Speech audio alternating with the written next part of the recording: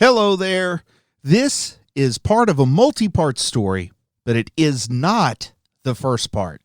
If you've not listened to Nerdspawn Genesis Part 1, I recommend you go listen to that one first.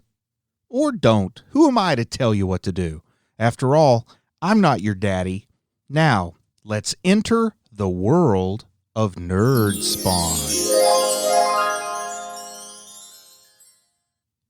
Chapter 14. The three men and their new son sat in the electric blue Mini Cooper. The tiny car was parked in the center of the lot outside Murray's studio. Adam occupied the driver's seat with Sean next to him in the front. Manny was perched beside Bruce in the now even more cramped back seat. Adam started the car and put it into gear. He pulled out of the parking spot and drove toward the not-too-busy road. Sean rubbed the side of his head. "What are you playing at here, Adam?" He looked over at the man driving the car. "If you remember, we're on a quest. I'm not sure it's the best time to take on a child." "Man, I'm not a child." Manny leaned forward in his seat and his seatbelt grew tighter. "I'm 12 years old. Don't treat me like a baby." "Forgive him." Bruce put a calming hand on Manny's shoulder. "He's under a lot of stress." Sean closed his eyes and pinched the bridge of his nose. "You haven't forgotten about John Malkovich's oatmeal, have you?" "No, I haven't," answered Adam. He gave his head a quick nod toward the back seat. "We have the solution. Bruce said it." "What did I say?" asked Bruce. "It's what you said about Manny," answered Adam. Manny's face contorted into an adorable snarl. "You mean Beardy's been spitting trash about me behind my back?" "No!" Bruce opened his eyes wide and shook his head. "I didn't do that."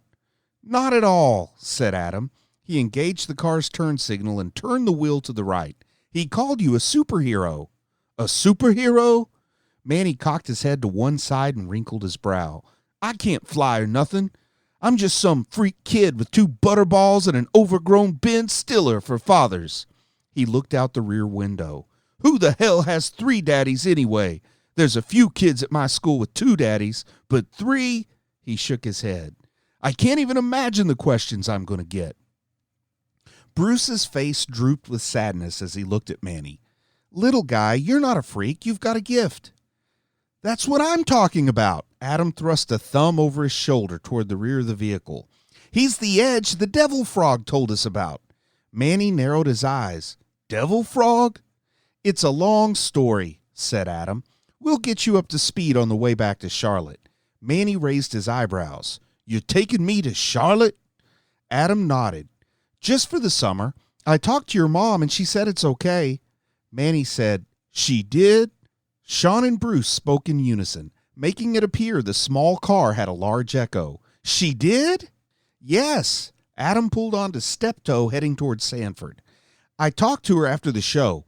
He arched an eyebrow. "You can't exactly thwart the sinister machinations of Seth, Cody, and Cody with an eye if you're in Arkansas, can you?"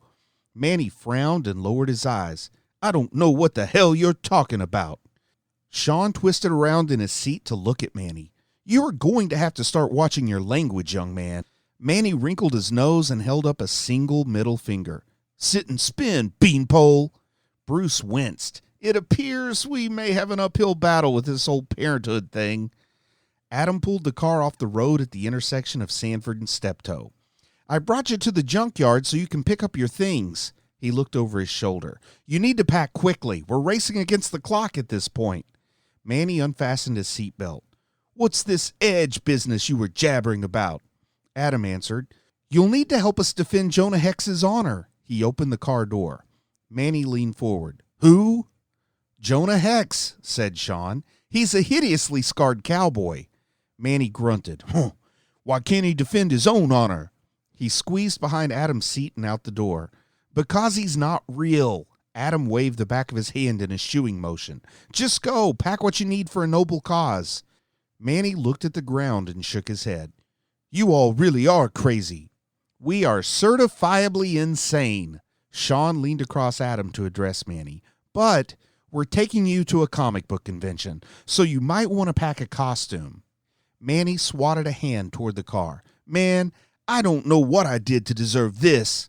He walked into the labyrinthine scrap heap that was his home. Adam, Sean, and Bruce climbed out of the Mini Cooper and stood on the sidewalk. They stretched their arms and legs in anticipation of the long, cramped drive back to North Carolina. Bruce rubbed his black and gray beard. We need to come up with a secret identity for Manny. Sean drew his eyebrows together and looked at Bruce. You think? Bruce gave his head a brisk nod. It's standard superhero operating procedure.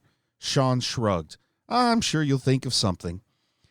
Each of the three men stretched using their own unique methods. Sean held his hands high over his head and leaned from side to side. Bruce alternated lifting one leg for a few seconds, then the other, like an overweight flamingo. Adam twisted about slowly in what looked to be a clumsy perversion of Tai Chi. This ludicrous stretching went on for far too long. Manny appeared from behind the piles of junk that obscured his path. He shouted, "How's this for a costume?" The young man was clad in rust-brown armor crafted from scrap metal he salvaged from the junkyard. There was a piece of red-crusted brown metal draped over his torso like some deranged Liberty Bell. Tubes of iron pipe covered his arms from his shoulders to his elbows, and heavy, reinforced aluminum plates protected his forearms. 2 plates of thinner gauge steel, well worn by moisture and time, shielded his thighs. He raised a dome-shaped hunk of metal and placed it on his head. It was a tea kettle with the bottom cut out. He also removed enough of the front to leave his face exposed. The rust spots on the makeshift helmet matched those on the rest of his improvised armor, and a spout stuck out by one temple. Accenting the ensemble was a brown cape, most likely fashioned from a discarded tablecloth that wafted in the day's gentle breeze. He clanked as he resumed walking toward the 3 men. Sean stopped stretching. Isn't all that scrap metal heavy? Manny shook his helmeted head. Nah, man. He stopped walking and stood next to his new dad's. It feels light as a feather to me. Adam ceased his idiotic attempt at Tai Chi and stood straight. Very cool. Now we've got to come up with a name for you. Manny asked, What's wrong with my name? Nothing, answered Adam. You just need a superhero name to add to it. Bruce lowered his upheld leg and stopped resembling a chubby flamingo. You know, with that armor, he reminds me of Shaq from Steel. Sean smiled. He looks like a tiny, adorable Shaq. Maybe we should call him Little Shaq. Manny tilted his head, and it looked like he was trying to pour tea from his helmet. You mean Spud Webb? Bruce shook his head. No, he means Steel. John Henry Irons. Manny held his head straight again. Who? Adam waved a hand. Don't worry about it. He looked at his 2 companions. You know what? Lil Steel would be the perfect name. I don't know. Bruce grimaced and scratched under his chin. We could run into some copyright issues. Sean furrowed his brow. Bruce, why are you worried about copyright issues? You never know, answered Bruce. After he becomes a big hero, we may want to do some merchandising. Adam raised a single eyebrow. I think you mean merchandising. Yes, Bruce nodded. The Spaceballs rule is in effect. Sean grinned and said, I would like me a little steel thermos. I know what we can do. Adam held a finger in the air. We can call him Lil Steel. Bruce wrinkled his forehead. You just said the same thing. No, argued Adam. I spelled it Stihl, like the chainsaw company. First off, said Sean, that sounds horrifying. Naming a supernatural kid after a chainsaw is the stuff of nightmares. Second, I'm pretty sure Steel is trademarked, so we still have the same problem with merchandising. Adam held his hands by his shoulders. There's always the parody defense. Seriously, Adam? Sean raised his eyebrows. A parody of chainsaws? Adam nodded. Sure, why not? Bruce said, We can come up with a new name. He crossed his arms and stared at Manny. Let's look at what we have to work with. He's a pint-sized hero. His name is Manny. He put a finger on his chin. I think Lil Man would be the perfect code name for him. Adam pulled his phone from his pocket. Let me call my patent attorney. I'll ask her about it. Sean cast a sideways glance at Bruce. Why does Adam have a patent attorney? Don't ask. Bruce dropped his face and shook his head. It's an overly complicated story. Adam's head bounced up and down as he spoke into the phone. Yes? So at first I thought Lil Steele. Uh-huh. Warner Brothers? He scratched behind his ear while he listened. Oh, sure. How about Lil Steele? No, it's spelled like the chainsaw. Parody? His forehead wrinkled as the phone call continued. Oh, well, rats. What about Lil Man? Bruce came up with it? I mean, we all came up with it? That's right, a thermos. Great. He disconnected the call and put the phone back in his pocket. What did she say? Asked Bruce. She says, Lil Man's a go, answered Adam. Oh, and the IP belongs to all of us. His eyes shot down to Manny. Not you, Lil Man. You just stick to being a hero. We'll handle merchandising. Manny took off his helmet and held it under one arm. So, what do you need me to do for this cowboy? Bruce said, It's really more about the oatmeal. Manny looked up at Adam. Oatmeal? Adam nodded. Yes, it would taste terrible with tears in it. Manny arched an eyebrow. Have you had a stroke? Adam sighed. No, I'm fine. Sean crossed his arms. That's a pretty bold statement, Adam. Adam rolled his eyes. I'm as close to fine as I'll ever be. He looked back down to Manny. Seth, Cody, and Cody with an I are three jerks that like to pick on us. Manny sneered. They're bullies? Yes, said Adam, after a fashion. Manny balled his hand into a gloved fist. I ain't got no love for bullies, he asked. And they like to pick on nerds? Well, they are nerds, answered Adam, so the only people they can pick on are other nerds. Turning on their own kind. Despicable. Manny squinted one eye. So we're dealing with bully nerds. Yes, said Bruce. They want to vandalize something a lot of people care about. Sean added, Jonah Hex movie memorabilia. There's a movie called Jonah Hex? Manny drew his eyebrows together. I've never heard of it. It must be a bad flick. It's not good, said Sean. That's subjective, said Bruce. So, what do we have to do to stop them? Asked Manny. Bruce answered, We have to guard the memorabilia. That sounds pretty simple, said Manny. What do you need me for? Adam narrowed his eyes.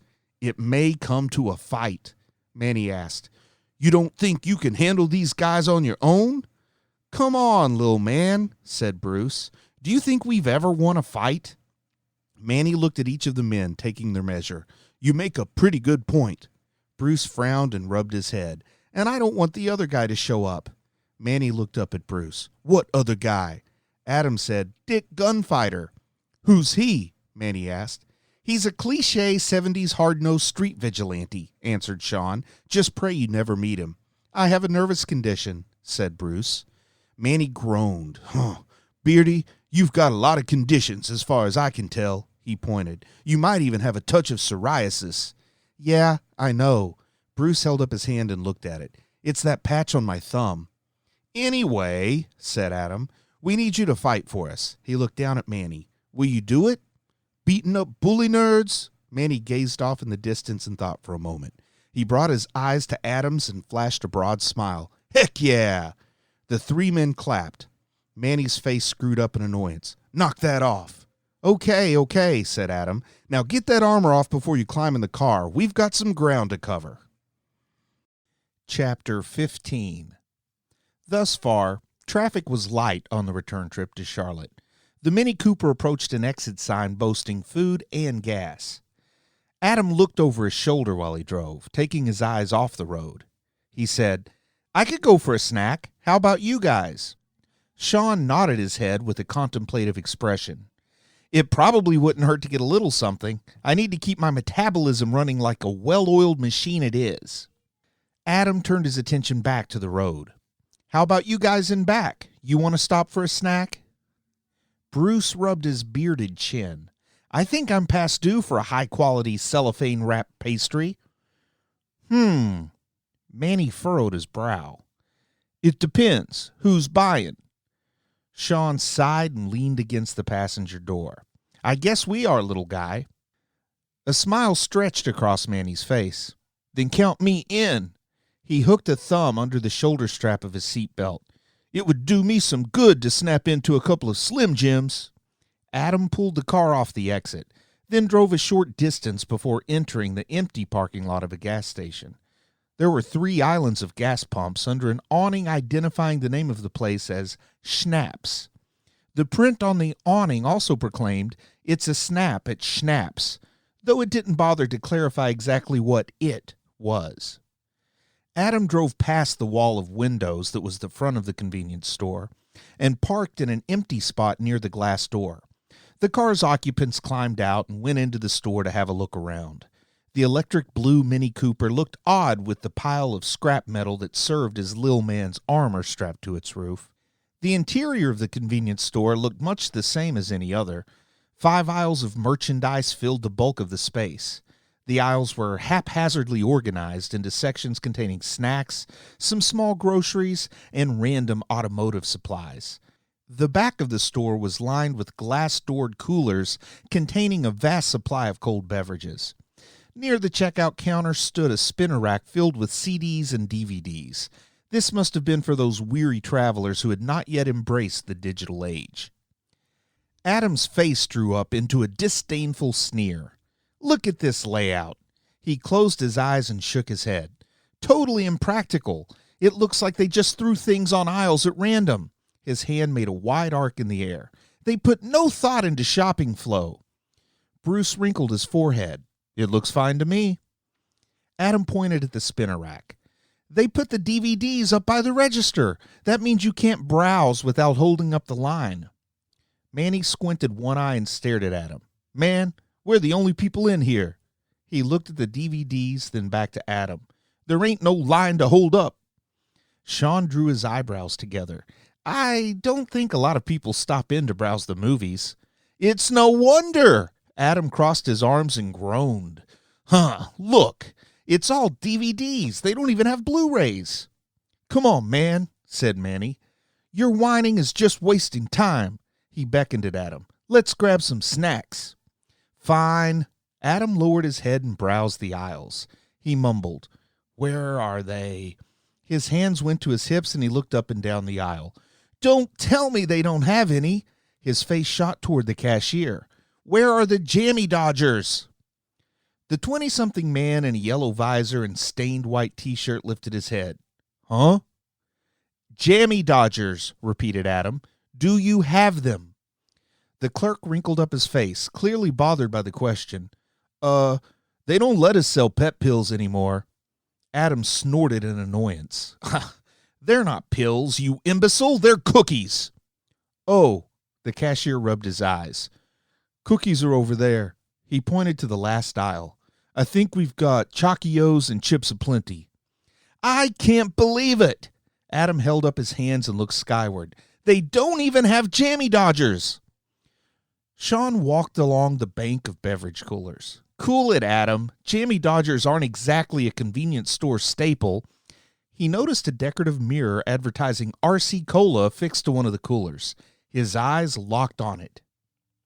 Sean said, "Bruce, would you mind grabbing me some pistachios?" He pursed his lips and looked into the mirror.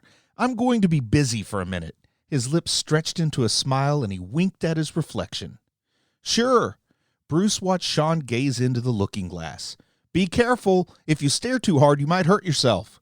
He started to turn away, then jerked his head back toward his friend. "Don't forget what happened at the carnival last fall." Sean said, "Don't worry. I've got this." He swiveled his head one direction, then the next, comparing the aspects of his profile. Adam, Bruce, and Manny scooped up all the items their arms could hold and made their way to the register. With considerable effort, Sean tore himself away from the mirror and joined the group at the counter. The guys plopped all the items down for the clerk.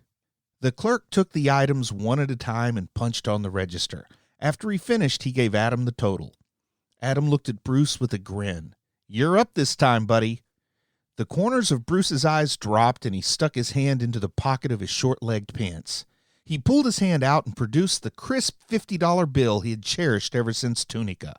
This should cover it. He slapped the bill on the counter and slid it toward the clerk. Sure." The clerk opened the register, put the $50 into the drawer, and gave Bruce $2.12 in change. Have a nice day." Adam grabbed the bags and led the way back to the car. The fellows climbed into their cramped quarters and divvied up their loot. Sean had 3 bags of pistachios and, for some strange reason, a can of RC Cola. Bruce had a twin pack of Angel Food cupcakes with pink frosting and a plastic bottle of Perrier. Adam claimed a DVD and a pack of gum, while Manny was pleased to receive an entire display box of Slim Jims. Adam drove away from the gas station and back to the highway. The ride was temporarily silent as everyone indulged their victuals. Adam chanced a quick glance at the back seat. "Bruce, grab my laptop out of the back. I picked up a movie to pass the time." Bruce gave his head a quick nod, then twisted around to fish through the Mini Cooper's limited cargo space. After a short search, he grunted and pulled out a silver laptop computer. He rotated back into his previous position and raised the screen. Adam passed the newly purchased DVD over his shoulder, still wrapped in cellophane. Bruce took the disc and looked at it. "Hey, you should like this." He held it up for Manny to view. It was Snow Princess. Manny grimaced and shook his head. "I don't want to watch that baby stuff." He kicked the back of the driver's seat. "Why didn't you get Fist Brawl? I want to see Ice Cube beat up that nerd from Philadelphia." Sean shifted in his seat to better see Manny. "I don't know about that." He lifted one eyebrow. "Aren't you a little young for an R-rated movie?" Manny snarled at Sean. Bruce frowned and looked at the DVD in his hand. "I really wanted to watch this movie." Manny shook his head again. "Man, if you want to watch that mess, do it on your phone. Don't try and push that kid stuff on me." He crossed his arms and scowled. "Gee, little man," said Bruce, "I can't put a DVD into my phone." "You don't say." Manny narrowed his eyes. "Well, I can suggest somewhere else you can stick it." The corner of Bruce's mouth drooped lower as his frown stretched. "I ain't watching Snow Princess." Manny turned his head to stare out the side window and muttered under his breath, "These fools don't think I should watch our movies." "Fine." Bruce flung the DVD into the cargo hold. "But if you don't want to watch the movie, you should know it gets pretty boring back here." Manny jerked his face away from the window and toward Bruce. "Then maybe I ought to go up front for a while." Sean gave Manny a condescending smile. "No can do, little buddy. Me and Bruce can't both squeeze into that back seat." Manny sneered at Sean. "I didn't have my eye on your seat, beanpole." He leaned forward and shoved Adam's shoulder. "Hey, Four Eyes, why don't you let me try driving?" Bruce wrinkled up his face. "You're too young to drive. You don't even have a license." "Y'all think I'm too young for everything." Manny held his hands wide. "I can probably drive this sorry excuse for a car better than any of you guys." "Maybe you can." Sean leaned his head back against the seat. "But we're not finding out today." "Hold on a minute." Adam shrugged and glanced over at Sean. "He makes a good point. He's the only one of us who's properly proportioned for Bruce's car." He turned his eyes back to the road. "Besides, I've been driving this whole time. I could use a break." Bruce gritted his teeth. "I don't think I want a kid driving my car." Adam adjusted the rearview mirror to see Bruce's reflection. "He's not just any kid. You said it yourself. He's a superhero." Adam cocked his head to one side. "Maybe a precocious ability for driving is part of his power set." Bruce looked at Manny and asked, "Do you even know how to drive a car?" Manny dropped his head and shook it. "No, but I could learn." He lifted his face and stared at Bruce with wide eyes. "You three are my dads now, aren't you?" Bruce nodded. "Sure, I guess so." Manny held his hands up by his shoulders. "Isn't that something dads are supposed to do? Teach their sons to drive?" "Yes." Sean twisted in his seat once again, his eyebrows low. "When they're 16. Manny waved a hand through the air. "Man, age ain't nothing but a number." He crossed his arms once more. "You losers will probably be long gone by the time I'm 16. Sean's expression softened. "No, we won't. We're going to be here for you." His gaze broke away from Manny and went to the floor. "Whether we like it or not." He drew in a deep breath.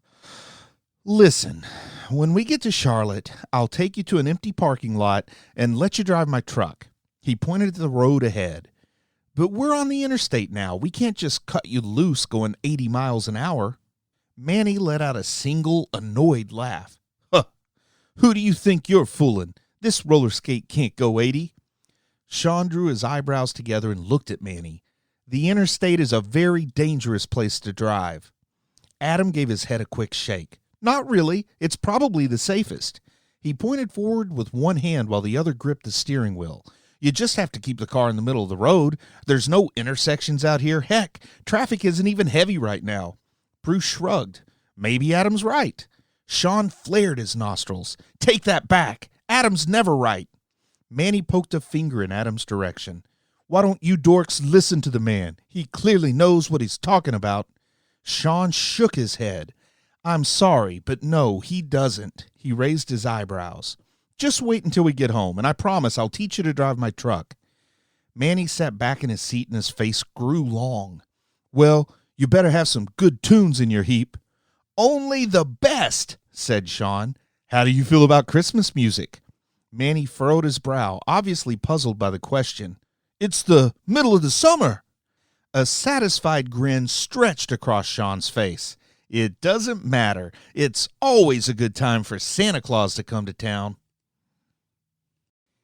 Chapter 16. Manny lay curled into a ball in his corner of the car. Gentle snores rose from him as he slept. The boredom of the trip had lulled him into slumber. The car's other occupants did their best to remain silent, not wanting to disturb the young man's nap. Adam whispered, "This should really cheer the little guy up." "Yeah, it should," agreed Sean in a whisper of his own. "I'm glad I came up with the idea." Adam pulled off the road and into the establishment with a reputation for providing boundless fun and pizza. He asked, "Should we wake him up now?" Sean nodded and gave Adam a thumbs up. Adam drew in a deep breath and called out, "Surprise!" Manny jerked awake at the abrupt shout. "What the hell?" He looked around with wide eyes while he panted. "You trying to give me a heart attack?" "Not at all," answered Sean. "We have a present for you." Manny rubbed his face. "Is it a U-Phone 12? Sean chuckled. "No, look where we are." He pointed. Manny leaned to one side and looked out the window. "Charlie, cheese?" He sat back in his seat. "You should have got me a U-Phone 12. "But it's fun for broken families," said Bruce. "It says so right on the sign." Adam gave his head a quick bob to the side. "Come on, we can at least eat some pizza." Manny sighed. "All right, pizza never hurt nobody." They climbed out of the electric blue Mini Cooper and ventured into the establishment. Ringing bells and flashing lights greeted them as they entered, along with the aroma of low-grade cheese mixed in equal parts with industrial-strength disinfectant. Children ran about in a frenzy while broken-willed parents stared on in blank-faced apathetic defeat. The staff appeared even more apathetic than the parents, if such a thing was possible, and a creepy animatronic rat perched on a low stage provided something akin to entertainment. Adam scanned the scene in a wide, arcing glance. "I think I'm going to grab a soda." Manny looked up at Adam and tilted his head. "Why don't you snag me a beer while you're at it?" "Sure," Adam looked down and asked. "You want a Coors, or are you a Bud man?" Bruce opened his eyes wide. "You can't buy him a beer." Adam furrowed his brow. "I thought we wanted to cheer him up." Sean grunted. "Yes, cheer him up, not create a tiny alcoholic." He crossed his arms. "Get him a Coke." Adam nodded and headed off to the food counter. Bruce looked around the loud and crowded room. "So, you want to try some of these games?" "Maybe." Manny brought a hand to his chin. "They have a pool table in here?" Bruce wrinkled his forehead. "No, I don't think so." "Too bad." Manny let his hand drop from his face. "I could have made a few bucks." Adam returned. He held 2 large plastic cups. Sean arched an eyebrow. "Do those cups have soda in them?" Adam shook his head. "Nope. I decided to forego the drinks and picked up some tokens." He tilted one cup to reveal the silver metallic discs it contained. "Sweet!" Bruce pumped a fist down by his hip. "It's game time!" "You gonna let me have some of those tokens?" asked Manny. Adam thrust one of the cups of coinage at Manny. "Take half and knock yourself out." He added, "Work up an appetite. I ordered pizza." Manny accepted the cup with a grin stretched across his face. Bruce held up a finger. But we always pull our tickets for the prize counter. Manny's grin fell into a straight line. Whatever you say, Beardy, but I get first pick. He trotted off before Bruce could protest.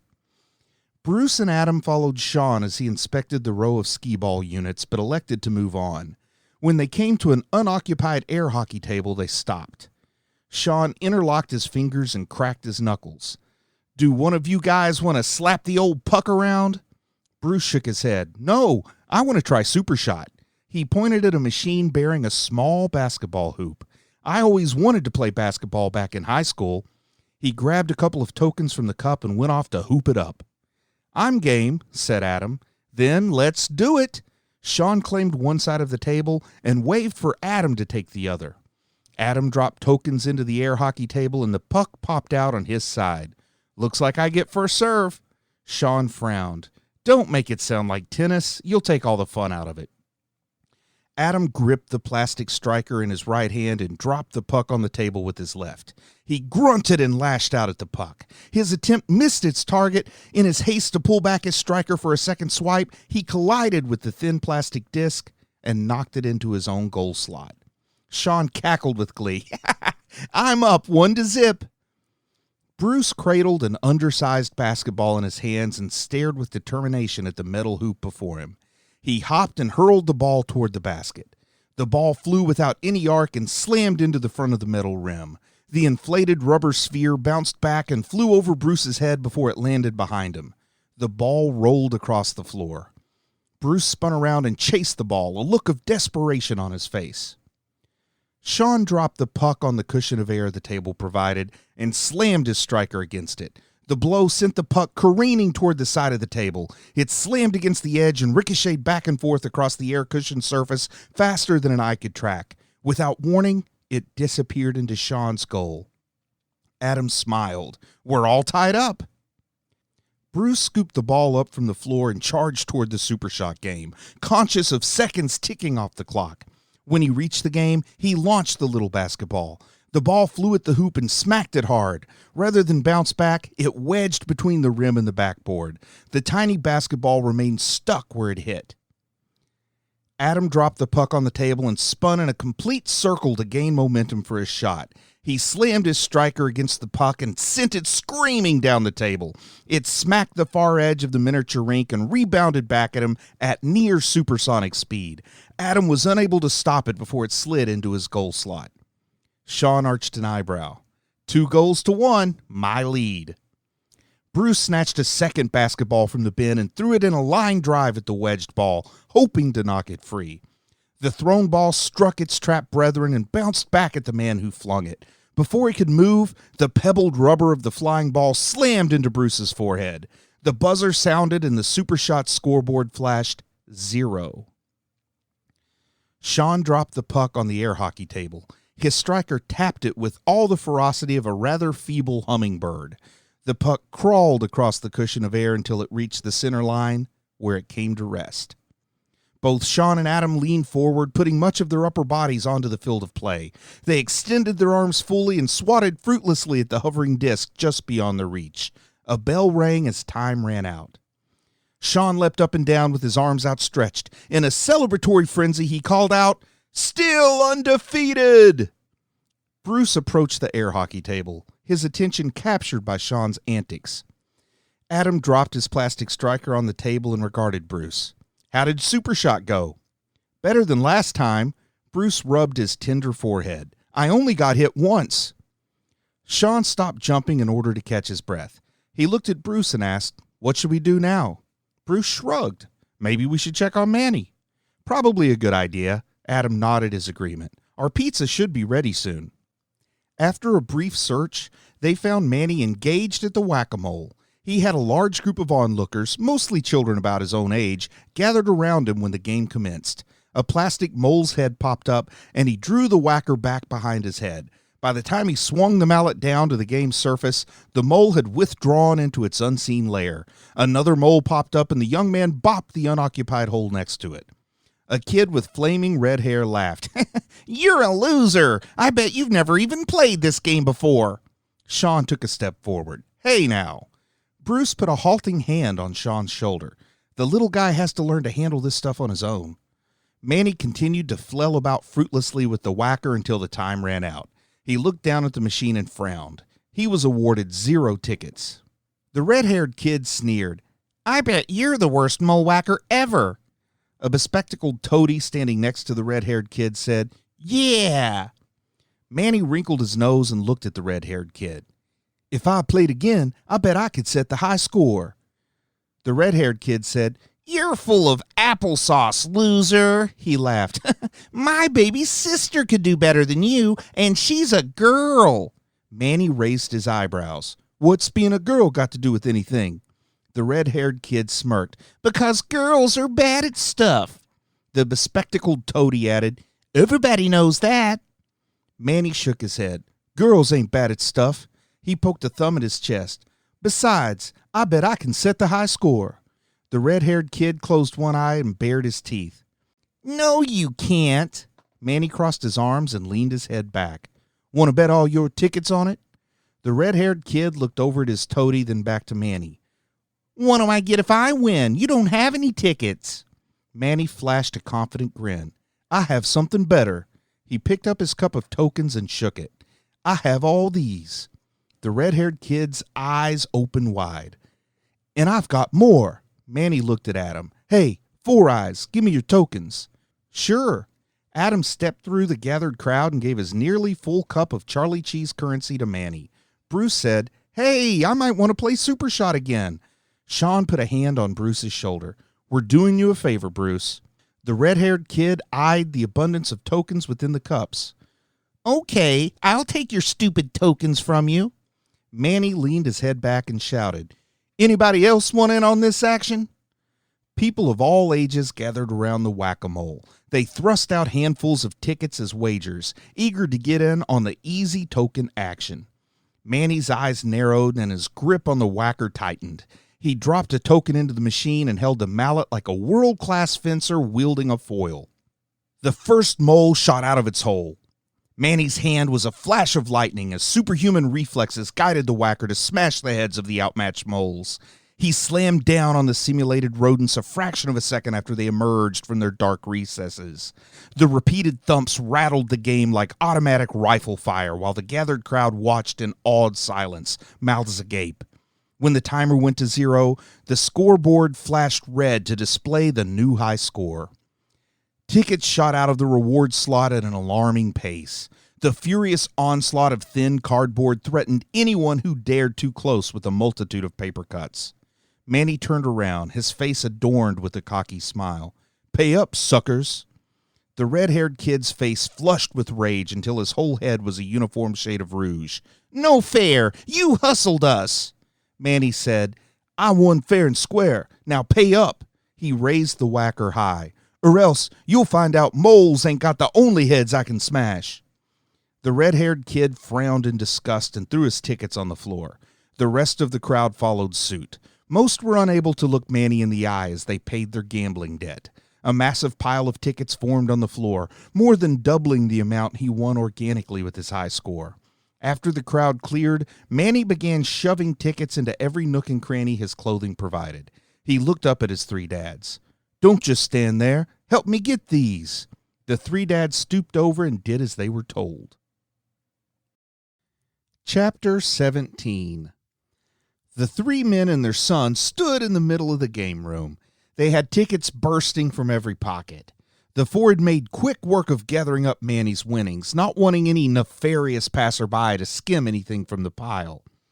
Bruce asked, "What do we do now?" He patted the overstuffed pockets on his short-legged pants. "I can't really play Super Shot with all this slowing me down." A static-infused voice called from the restaurant's public address system. "Adam, your pizza's ready." Adam's eyes lit up with the mention of his name. "You guys go find a table. I'll grab the grub." He departed for the food pickup window. Sean led the remaining members of the party through the labyrinthine rows of tables stretched out before the establishment's entertainment stage. He found an open table for 4 near the front of the stage and claimed it. It offered an unobstructed view of Charlie, the animatronic rat performing for the pizza-consuming crowd. Charlie Cheese sang a song about life being easy when your pizza's extra cheesy as they chose their seats. Manny looked up at the mechanical singer and grimaced. Why'd we have to sit up front? Sean pointed at the artificial construct known as Charlie Cheese. I wanted you to have a good view of the show. Are you kidding? Manny averted his eyes with a frown. That rat robot is creepy. Adam appeared with the not-so-fresh-looking pizza. Did I miss much of the show? He sat the pie on the table and claimed the empty seat next to Manny. Bruce shook his head. No, he just started the Easy Cheesy song. I think it's the top of his set. The rat's animatronic hand swung the microphone up and down while its cold, dead eyes flitted about the room. Manny dropped his face and put a hand on his forehead. That thing's an abomination. Adam looked puzzled. Without the rat, this would just be another pizza place. Charlie Cheese continued his song. Brown synthetic fur, somewhat worn and perhaps a little moth-eaten, covered the unappealing automaton's body. An oversized green baseball cap was perched backward on its head, and its face boasted dead, glassy black eyes that danced around the room. The lifeless orbs filled all they gazed upon with an uneasy feeling of dread. The rat's torso was covered by a big green T-shirt with the poorly spelled word cheese, C-H-E-E-Z, emblazoned on it. Baggy green shorts girded the rodent's loins. Some approximation of sandals adorned its feet and allowed the mechanical monstrosity's black-clawed toes to poke out. 2 incisors protruded down from its snout just below its leathery black nose. The teeth appeared unnecessarily sharp for children's entertainment. Manny shook his head. I think we should have just went to another pizza place. Bruce raised his eyebrows, holding a slice of pizza inches from his lips. But what about the tickets? He bit into the lukewarm wedge. Manny drew his eyebrows together. There are other ways to get tickets, man. The rat's mechanical jaw worked up and down as the room's speakers pumped out an announcement. Whoa, it looks like somebody has a birthday today. The familiar voice of the robot rat continued. Happy birthday! A second voice, sounding nothing like the first, said, Kylie. Bruce swallowed a mouthful of something alleged to be pizza. That means he's going to sing the birthday song. Adam looked at Manny and smirked. That's why he's the detective of the group. The mechanical rat sang, So it's your birthday today. That's a happy day. The animatronic hand holding the microphone swung up and down, not quite in time with the music. This rat had no rhythm. Manny asked, Why doesn't it just sing happy birthday to you? Bruce answered, Businesses used to be worried about copyright on that song. Courts decided it's in the public domain, but Charlie Cheese's vocal track has been around for 30 years. The rat's birthday song continued. So it's birthday. The track skipped, showing the age of the animatronic rodent. The hand swinging the microphone seemed to put more emphasis on its downswing. Manny groaned. That old hunk of junk don't even work right. The rat sang, Day, day, day, day. The electronic voice grew distorted, and the rat rocked side to side with erratic jerks. Sean said, I think Charlie Cheese has a glitch. The rat droid rocked forward and stepped down from the stage. It was greeted with nervous looks from concerned spectators. A small child's cry rose above the distorted music. Adam's forehead wrinkled with confusion. Have they added something to the show? The mechanical hand wielding the microphone slammed onto a table and sent pizza flying. Fearful screams erupted from the patrons. Bruce sprung up from his seat, sending his chair tumbling. I don't think this is part of the show. The malfunctioning rat trudged forward to a table of unattended children, their parents most likely outside having a smoke. The children stared up at the monstrosity with pale faces, paralyzed by fear. Sean jumped up. We have to do something. He ran toward the unattended children. Kids, get away from there. The children remained frozen by their terror. The animatronic hand rose over the rat's head, its glassy eyes filled with mechanical bloodlust. Bruce flung a slice of pizza. It sailed toward the rat robot with all the precision of a batarang. The slice hit the rat's face and clung to it, though it had little effect on the roe beast. The microphone-bearing hand screamed down at the defenseless children. It made a loud thud when it collided with an unexpected obstruction. Manny leaned over the table. He used the impenetrable skin of his back to shield the children. After receiving the blow, he spun around and put up his dukes. The rat rocked side to side and seemed to size up its minuscule opponent. Without warning, its left paw tore at Manny in a wide arc. Manny ducked under the attack and countered with a well-placed jab to his animatronic adversary's midsection. The blow had little effect on Charlie Cheese. Bruce leaped on the rat's back and screamed, "That's my pizza!"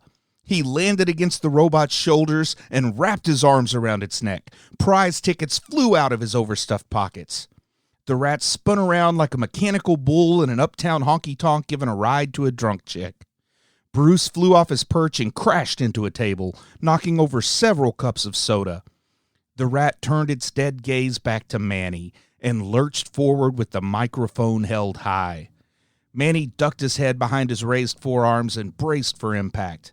The animatronic arm crashed into Manny. The young man winced in pain and stumbled back. Sean embraced Adam, and the two men held each other while their teeth chattered. Bruce lay across the table upon which he landed and emitted quiet sobs. Manny clenched his teeth and lunged at the rat. The rat swung a sandal-clad foot at the oncoming child. The black claws on its toes glistened beneath the fluorescent lights. Manny caught the kick in both hands and pulled hard against the brown, furry ankle.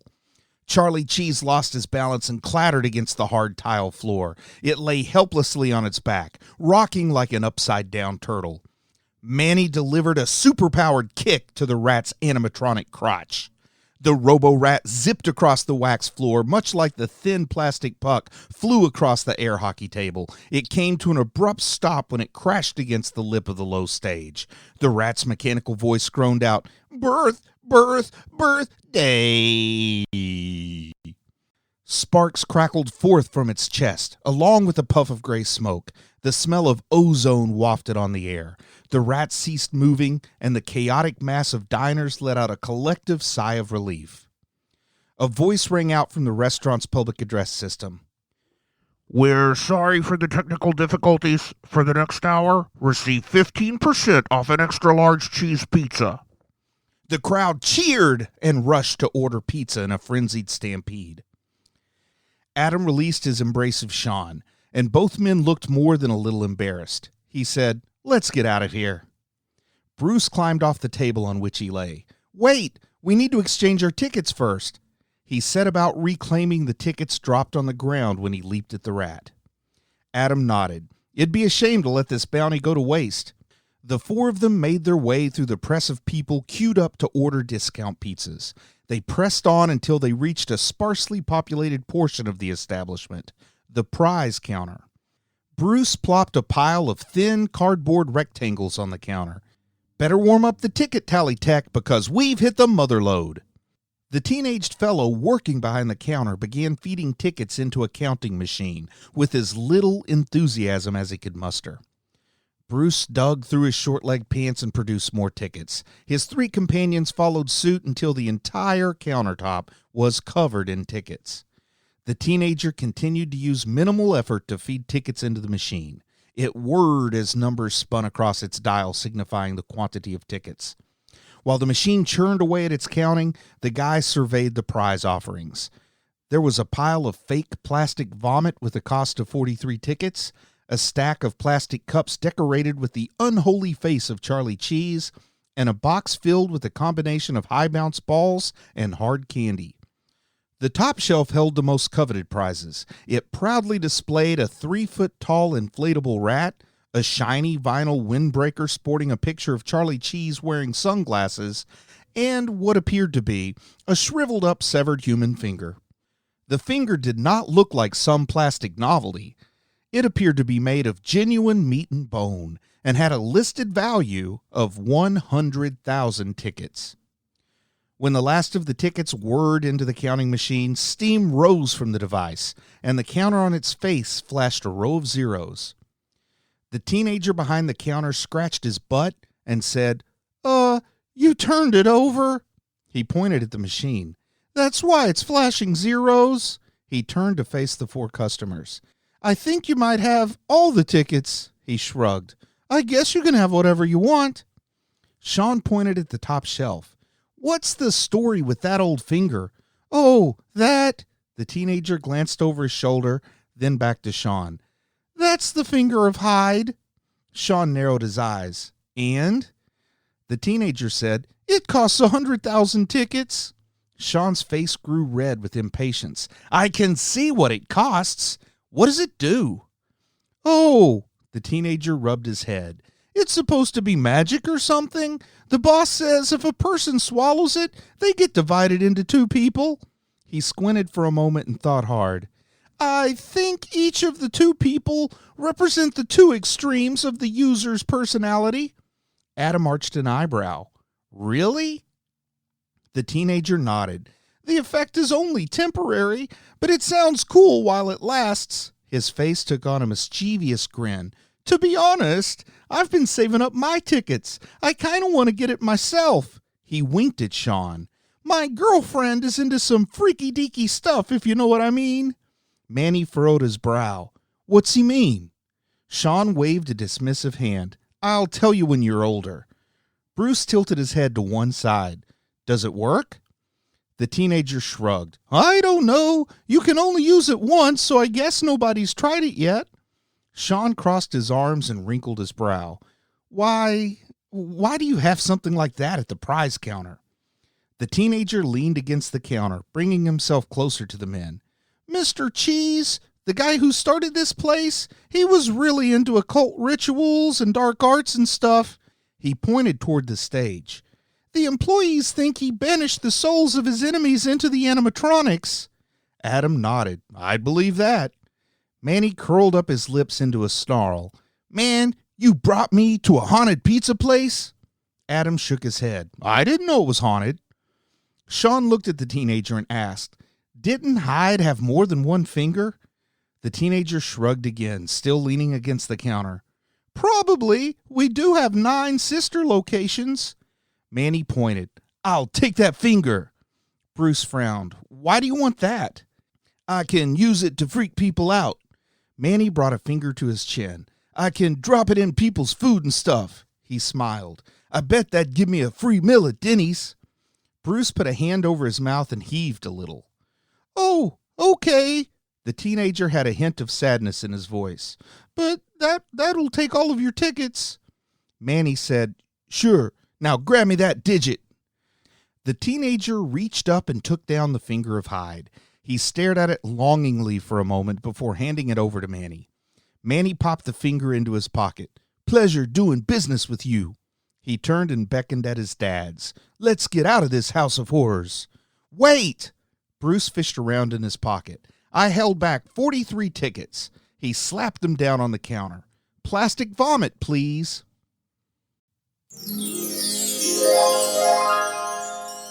I hope you've enjoyed this installment of Nerdspawn Genesis. Another installment should be available super duper quickly.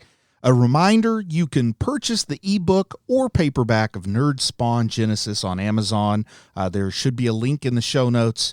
Also, you can check out my other novels, Dragon in the Needles, Dragon in Gallus, Dragon in the Darklands. You can check those out by picking up the paperbacks individually or the ebook omnibus version, Dragon Blinder, on Amazon. And of course, there's also Chubby Wizard, Wrath of the Manticore, available as both ebook and paperback on Amazon. My author link is amazon.com/author/Bruce Leslie. I'll try to put a link to that in the show notes. You can email me at laundryroombruce@gmail.com. That's laundryroombruce, all words spelled just like you think, @gmail.com. I am at HV Podcast on Twitter, Heroes and Villains Podcast on Facebook. I'm also on Instagram, but to be honest, there ain't nothing to see there. So I hope to see you again soon in the world of Nerdspawn.